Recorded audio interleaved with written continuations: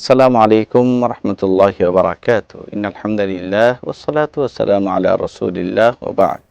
সুপ্রিয় দর্শক শ্রোতা, এটিএন নিউজের রমজানের বিশেষ আয়োজন আকিজ ইলেকট্রিক্যালস নিবেদিত রোজার মাসে পাওয়ার্ড বাই ফটিকা। সঙ্গে আছি আমি ডক্টর হোসাইনুল বান্না। সুপ্রিয় দর্শক শ্রোতা, আমরা এই অনুষ্ঠানে ইসলামের গুরুত্বপূর্ণ বিষয়, বিশেষ করে রমজান সংশ্লিষ্ট বিষয় সম্পর্কে আমরা আলোচনা করে থাকি।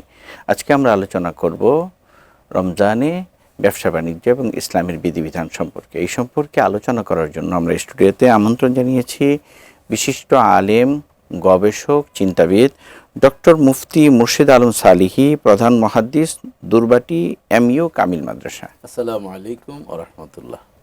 শেখ কেমন আছেন? আলহামদুলিল্লাহ, আল্লাহ পাক অনেক ভালো রেখেছেন। আপনি কেমন আছেন? আলহামদুলিল্লাহ, আল্লাহ আমাকেও ভালো রেখেছেন। আপনি আমাদেরকে সময় দিচ্ছেন, এটিএন নিউজে কষ্ট করে এসেছেন, এই জন্য আপনাকে ধন্যবাদ জানাই। জি, আপনাকেও মোবারকবাদ জানাচ্ছি। হাইয়াকুমুল্লাহ। শেখ, আমরা আলোচনা করছিলাম যে রমজানের ব্যবসা বাণিজ্য কেমন হওয়া উচিত।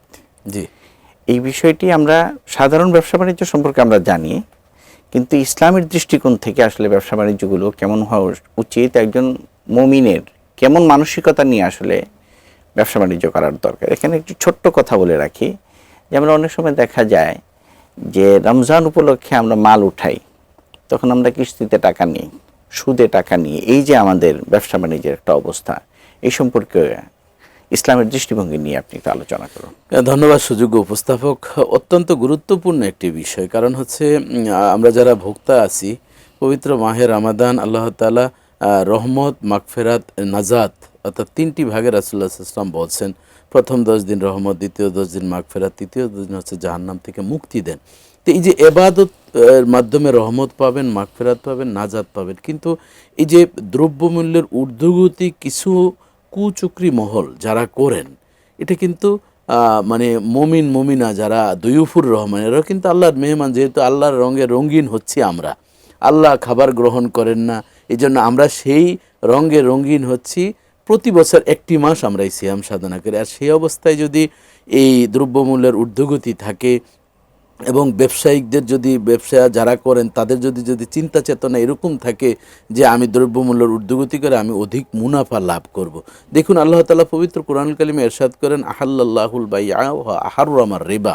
আল্লাহ তাআলা ব্যবসাকে কিন্তু বৈধ করেছেন আর সুদকে হারাম করে দিয়েছেন। আপনি যেই লিঙ্কটি বলছেন যে অনেকেই আগ থেকে প্রস্তুতি নেয়, রমজানে অনেক বেশি বেচা কিনা হবে, কাজেই আমার ইস্টাবলিশড হতে হবে, রমজানই আমার ব্যবসা, বাকি 11 মাস তো বসে থাকি, গণতে থাকি কবে সেই রমজান মাস আসবে, এজন্য সুদে টাকা আনে, ব্যাংক থেকে লোন নেয়। এটি সম্পূর্ণ সুদ তো সুদেই। রাসূলুল্লাহ সাল্লাল্লাহু আলাইহি ওয়াসাল্লাম বলছেন আশ-শাহিদ আল কাতিব, এবং যারা এই মানে লেখে 1 নম্বর, এবং যারা সাক্ষী থাকে 2 নম্বর, এবং যারা আল আকেল ওর মাকুল, যে খায় এবং দেয়। অর্থাৎ সুদ যিনি দিচ্ছেন, সুদ যিনি খাচ্ছেন, এবং যিনি নিচ্ছেন, যিনি খাচ্ছেন, এবং যিনি সাক্ষী থাকেন, এবং যিনি লেখেন, এই 4 শ্রেণীর উপরে লাআনা রাসূলুল্লাহ সাল্লাল্লাহু আলাইহি ওয়াসাল্লাম। রাসূলুল্লাহ সাল্লাল্লাহু আলাইহি ওয়াসাল্লাম বলেন আল্লাহ তাআলা তাদেরকে গজব দিয়েছেন। দেখেন, সুদের সর্বমোট 71টি গুনাহ রয়েছে। কোনো বর্ণনা আসছে যে সুদের 29টি গুনাহ রয়েছে, বিভিন্ন বর্ণনায় বিভিন্ন রকম রয়েছে। তবে আদনাহা, সবচেয়ে ছোট্টটি হচ্ছে মায়ের সাথে জিনা করা। নাউজুবিল্লাহ। এই বিষয়টি ভাবতো, জবান দিয়ে বলতো, কিন্তু কত ঘৃণা মনে হয়। কিন্তু কেন এটি বলছেন? আমাকে একদিন এক বড় ব্যবসায়ী, যখন আমি এর নিয়ে কোনো এক জায়গায় আলোচনা করলাম, বললেন হুজুর, এই বিষয়টা না বললেও তো পারতেন, এই জিনিসটা শুনতে কেমন অড লাগে। তা আমি বললাম, অড লাগার পরেও তো এই ব্যবসা বাণিজ্য আপনারা করে যাচ্ছেন। আল্লাহ তাআলা এটা হিট দিয়ে বলছেন যাতে এর ধারে কাছেও আমরা না যাই। দেখেন, এই যে সুদের কতগুলো পদ্ধতি রয়েছে, একটি হচ্ছে মহাজনী পদ্ধতি। পবিত্র মাহে রমাদানে যারা ব্যবসায়ী বন্ধুরা রয়েছেন তাদেরকে ভাবতে হবে এটি, যে রাসূলুল্লাহ সাল্লাল্লাহু আলাইহি ওয়াসাল্লাম তিরমিজি শরীফের একটি হাদিসে চমৎকার বলছেন যে রাসূলুল্লাহ সাল্লাল্লাহু আলাইহি ওয়াসাল্লাম আত-তাজিরু সুদুকুল আমিন মাআন নাবিয়িনা ওয়াস সিদ্দিকিনা ওয়াস শুহাদা। যারা সৎ ব্যবসায়ী তারা নবীদের সাথে জান্নাতে থাকবেন, এবং সিদ্দিক বলতে সাহাবায়ে কেরামদের সাথে জান্নাতে থাকবেন, এবং যারা লিইলাই কালিমাতিল্লাহ, আল্লাহর কালেমাকে উড্ডয়ন করার জন্য যারা নিজের জীবনকে বিলীন করে দিয়েছেন সেই শহীদদের সাথে জান্নাতে থাকবেন। তাহলে দেখেন, এত সুন্দর অফারের পরেও আমরা দেখি কি করি, যে আপনি ভাজা পোড়ার বিষয়টি বলছি, যে রমজান রিলেটিভ কিছু আলোচনা দরকার। যেমন আমরা বিভিন্ন ধরনের পেঁয়াজু, আলুর চপ, বেগুনি বা ইত্যাদি যা যা আমরা করছি, পুরান তেল দিয়ে দেখবেন একেবারে রমজানের শুরু থেকে শেষ পর্যন্ত একই তেল, মানে তেল ঢালতেছে আগেরটার সাথে সংযোগ করছে। এই যে করছেন, একজন মানুষকে আপনি লিভারটাকে নষ্ট করে দিচ্ছেন আপনি অধিক মুনাফা করার জন্য। কিন্তু আপনি কি এটি জানেন না আল্লাহ সুবহানাহু ওয়া তাআলা কি বলছেন, যে মান কাতালা নাফসান বিগাইরি নাফসিন আও ফাসাদিন ফিল আরদি ফাকান্নামা কাতালান নাসা জামিয়া। যে ব্যক্তি কোনো ব্যক্তিকে যদি হত্যা করে, এটা খাবারের মাধ্যমে কিন্তু হত্যা হয়ে যাচ্ছে, লিভার নষ্ট হয়ে যাচ্ছে, লিভার সিরোসিস হচ্ছে, পেটি লিভার, নানান ধরনের সমস্যা হচ্ছে। এই কারণে আল্লাহ তাআলা বলেন, যদি এভাবে কোনো একজন ব্যক্তিকে যদি কোনো মাধ্যমে কোনো কারণে হত্যা করা হয়, গোটা পৃথিবীর মানুষকে হত্যা করলে যেই গুনাহ সেই গুনাহ কিন্তু তার আমল নামায় আসবে। আল্লাহ। এই জন্য এই বিষয়গুলো কিন্তু আমাদের খেয়াল রাখতে হবে। দেখুন, আমরা এক এক সময় এক একটা জিন ভূতের আসরের মতন হয়ে যায়। কখনো পেঁয়াজের উপরে উঠে, কখনো আবার দেখবেন লবণের উপরে উঠে, কখনো মরিচের উপরে উঠে, কখনো চিনির উপরে।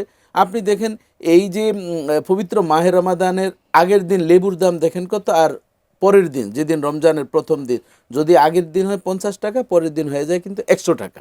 আপনি এই যে দ্রব্যমূল্যকে ঊর্ধ্বগতি আপনি করছেন, অথচ নিশ্চয়ই আপনিও বিভিন্ন দেশে গিয়েছেন। আমার মনে পড়ে আমি একবার রমজানে মালয়েশিয়াতে সফরে গিয়েছিলাম। তখন আমি দেখলাম বিভিন্ন শপিং মলে তারা ডিসকাউন্ট দিয়েছে, কিসের জন্য? রমজানুল উপলক্ষে। কিন্তু আমাদের দেশে ডিসকাউন্ট না, বরং আরও বৃদ্ধি করা। নিশ্চয়ই আপনার মনে আছে, বর্তমানে তিনি সিলেটের ডিসি, তিনি এর আগে যখন এই ভোক্তা অধিদপ্তরে কাজ করেছেন, তিনি বিভিন্ন জায়গায় দ্রব্যমূল্যের জন্য তিনি অ্যাটাক করতেন, যেতেন। দেখা যায় একটা কাপড়ের দোকানে গিয়ে তিনি এর আগে গিয়েছিলেন, রোজার আগে উনি কিন্তু পরিকল্পিতভাবেই গিয়েছেন। 430 টাকা যেটার দাম ছিল রমজানুল মোবারকে ঈদের আগে, সেটা এর আগে 4 লাগিয়ে দিয়ে 4300 টাকা বানিয়ে ফেলছেন। তখন বলল, এই যে আমি নিয়ে আসছি, কিন্তু আমি আপনাদের সম্পর্কে জেনে শুনেই আমি আসছি, কেন এটা করলে? স্যার, এটা আমাদের মিস্টেক হয়েছে। আচ্ছা, একজন মানুষকে হত্যা করে, একজন মানুষকে জুলুম করে, পায়ে পাড়া দিয়ে রক্ত বের হয়ে যাচ্ছে, সরি বললেই কি হয়ে যাবে? মানে ব্রিটিশরা আমাদেরকে শিক্ষা দিয়েছে, একজনকে ধাক্কা দিলেন, তার দেখা গে শরীরে আঘাত হয়ে গেছে, সরি ভাই। পায়ে পাড়া দিলেন, রক্ত বের হলো, সরি ভাই, তাহলে সুস্থ হয়ে গেল না। এই জন্য জালেম আর মাজলুম এর ভিতরে কি পার্থক্য দেখেন। যখন মাজলুম, যাকে অত্যাচার করা হলো, তিনি যখন দোয়া করেন, রাসূলুল্লাহ সাল্লাল্লাহু আলাইহি ওয়াসাল্লাম বলেন যে তখন তার মাঝে এবং আল্লাহর মাঝে কোনো কোনো পর্দা থাকে না। সাথে সাথে 3 শ্রেণীর ব্যক্তি আল্লাহ তাআলা দোয়া সাথে সাথে কবুল করেন: পিতা মাতার দোয়া, মুসাফিরের দোয়া এবং মাজলুম যিনি। আমরা তো এখন মাজলুম হয়ে যাচ্ছি। আপনি দেখেন, কিছু কিনতে গেলে খেজুরের দাম দেখেন, আমরা যদি রমজানের 2 দিন আগে যে খেজুরের দাম থাকে কেজি প্রতি 40-50 টাকা বৃদ্ধি পেয়ে যায়। এজন্য ব্যবসা আমরা করব, আহাল্লাহুল বাইয়া, আল্লাহ তাআলা ব্যবসাকে বরকত দিয়েছেন। রিজিকের 10 ভাগের 9 ভাগ ব্যবসায়ীদেরকে রাসূলুল্লাহ সাল্লাল্লাহু আলাইহি ওয়াসাল্লাম বলছেন, আর 1 ভাগ হচ্ছে যারা চাকরিজীবী। তাহলে আপনারও কিন্তু একসময় ইন্তেকাল করতে হবে, মউতু ক্বাবলা আন তামুত। রাসূলুল্লাহ সাল্লাল্লাহু আলাইহি ওয়াসাল্লাম বলেন যে তোমরা আসল মরার আগে মরা নিয়ে ভাবো, মরাটা কেমন। কারণ এই যার যার কবর তার তার, যার যার আমল তার তার। কাজেই আমি কতটুকু খেতে পারবো, কার জন্য রেখে যাচ্ছেন? আপনি নিশ্চয়ই অবাক হয়ে যাবেন। আমার এক রিলেটিভ কাজিন, আমার যখন এই আত্মীয় মারা গেল, আমি বললাম, আমি কাজিনদেরকে বললাম যে তোমরা তো একদিনও দোয়ার কোনো আয়োজন করলে না। কয় না, এগুলো আর চলে না, দোয়ার প্রয়োজন নেই। উত্তর দিতে হবে, জি, দোয়ার আয়োজন প্রয়োজন নেই। আমি বললাম কেন? বলে এইগুলা বেদাত, এসে ইত্যাদি। তাহলে এই যে বেদাত বলছে, এতে সুবিধা কি? যে দোয়া করলে টাকা খরচ হবে। তাহলে আমি কার জন্য রেখে যাচ্ছি? আমার সন্তান তো আমার জন্য দোয়া করবে না। যতটুকু হালালভাবে ব্যবসা করব, রাসূলুল্লাহ সাল্লাল্লাহু আলাইহি ওয়াসাল্লামের পোশাকের ভিতরে যদি 1 দিরহাম পরিমাণ হারাম থাকে, গোটা ইবাদত নষ্ট হয়ে যায়। জাযাকাল্লাহ। অনেক গুরুত্বপূর্ণ আলোচনা করছিলেন। আমরা বুঝতে পারলাম যে রমজানে এই ধরনের কাজ করা অত্যন্ত গর্হিত এবং হারাম কাজ। আমরা এর থেকে বিরত থাকবো ইনশাআল্লাহ। এই অনুষ্ঠানে আপনি উপস্থিত হয়েছেন, আপনাকে ধন্যবাদ। জি, আপনাকে মোবারকবাদ। জাযাকুমুল্লাহ। সুপ্রিয় দর্শক শ্রোতা, শেষ করছি আজকের আয়োজন। দেখা হবে নতুন কোনো পর্বে ইনশাআল্লাহ। সে পর্যন্ত ভালো থাকবেন, সুস্থ থাকবেন। আল্লাহ হাফেজ। আসসালামু আলাইকুম ওয়া রাহমাতুল্লাহি ওয়া বারাকাতুহু।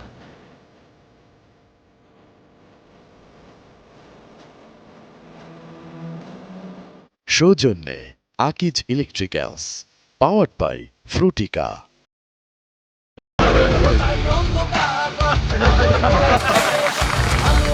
আকিজ এলইডি লাইট, আলোর বন্যায় দূর হোক অন্যায়।